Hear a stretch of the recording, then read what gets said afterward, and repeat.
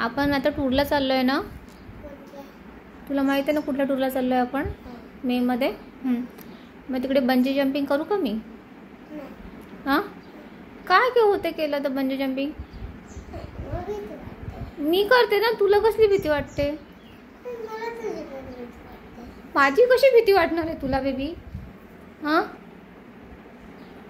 किती छान असतं ते, किती हाईटवरून तुमची भीती नाहीशी होते बंजी जंपिंग केल्याने. करते ना मी.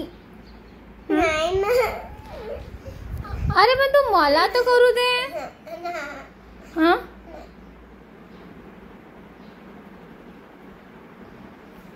मला करायचंय पिलू, मी करेल. मग तू थांबशील आजी आजोबा जाऊन, मला जाऊन करायचं बंजी जंपिंग. हां, पण तुला काय प्रॉब्लेम आहे? मी करणार आहे ना बंजी जंपिंग. हां, mama is strong baby, mama is strong ना. मला थोडी काही होणार आहे, पण मी केलं तर काय होणार आहे? हां, तुला कशाची भीती वाटते सांग? तुला कशाची भीती वाटते सांग? हां, कशाची भीती वाटते? बंजी जंपिंग मी करणार आहे, तुला कशाची भीती वाटते? हॅलो, मी doctor Priyal my fight with cancer.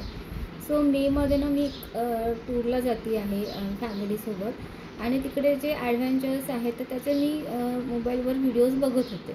आणि तेवढ्यात निर्वी तिथे आली माझ्याजवळ, आणि मम्मा तू काय बघते असते? मी तिला सांगितलं आपण आता टूरला जातो आणि तिकडे ह्या सगळ्या गोष्टी आहेत आणि त्या मला करायच्या आहेत. तर तिला सांगितलं मी कुठल्या कुठल्या गोष्टी आहेत, ते काय आहे, त्याला काय म्हणतात वगैरे. आणि मग मी बंजी जंपिंगचे तिला व्हिडिओज दाखवले. And she started crying, mama हे तू नाही करायचं. किती रडायला लागली अक्षरशः. नाही मम्मा तू करायचं नाही, आपण जाऊच नाही, तर मग तू हे करत असशील तिथे. तर मला इतकं हसायला आलं आणि मी हसायला लागली, का गं तू कशी का बोलतेस? आणि मला कळायला की तिचा कन्सर्न काय आहे, की मम्मा हे रिस्की आहे एवढं हाईटवरून जम्प करणं वगैरे. तर तिला ती भीती वाटत होती आणि मम्माने हे नको करायला म्हणून ती रडायला लागली. मग दुसऱ्या दिवशी मी तिला तेवढं समजवलं की ठीक आहे मम्मा नाही करणार हे, मी नाही करणार हे.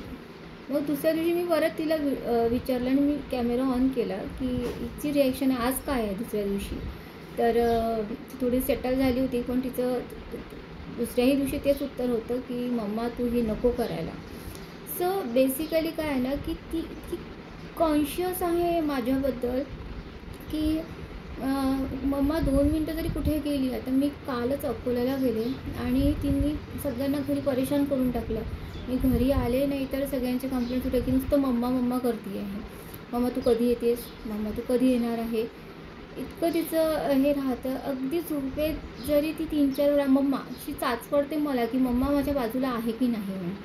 तर एक भीती तिच्यामध्ये निर्माण झाली आहे की 1% ऑलरेडी लेफ्ट हर, आणि आता आपली मम्मा पण आपल्याला सोडून जाते की काय, एक अशी भीती तिच्यामध्ये निर्माण झाली आहे. आणि अगदी आता सुट्ट्या लागल्या आहेत आणि अगदी मी क्लिनिकमधून मला तिला माहिती आहे की मम्माचे टायमिंग काय आहे. तर मला फोन सुरू होतात, मम्मा किती वाजलेत बघ ना, किती वेळा तुला यायला.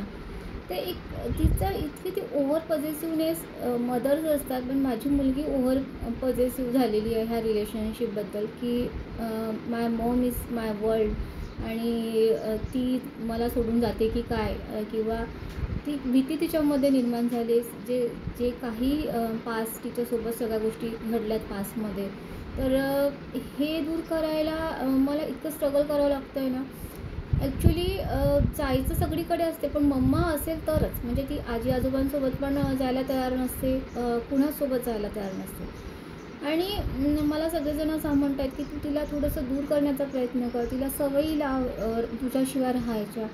पण इतकं डिफिकल्ट जातं ना मला की लिटरली मला कुठे जायचं असेल तर तिच्या लपून जावं लागतं, कारण ती तशी मला तिच्यासमोर जर मला कुठे अगदी मला हॉस्पिटलला जरी जायचं असेल तर ती साठी टाईम. तर मुलांच्या लाईफमध्ये झालेले जे काही इन्सिडेंट्स असतात त्याचा मुलांवर खूप जास्त इम्पॅक्ट होतो, आणि तो मी माझ्या मुलीबद्दल अनुभवती आहे. आणि तिचा जो तिच्यामध्ये जी भीती आहे की आता आपली आई पण आपल्याला सोडून जाईल की काय, तर ते दिसतं आम्हाला अक्षरशः. आणि तिच्या वागण्यातून, तिच्या जे पॅम्पटिंग्स आहेत त्याच्यातून सगळ्या गोष्टी कळतात की ही किती ओव्हर पॉझिटिव्ह आहे ह्या रिलेशनशिपबद्दल.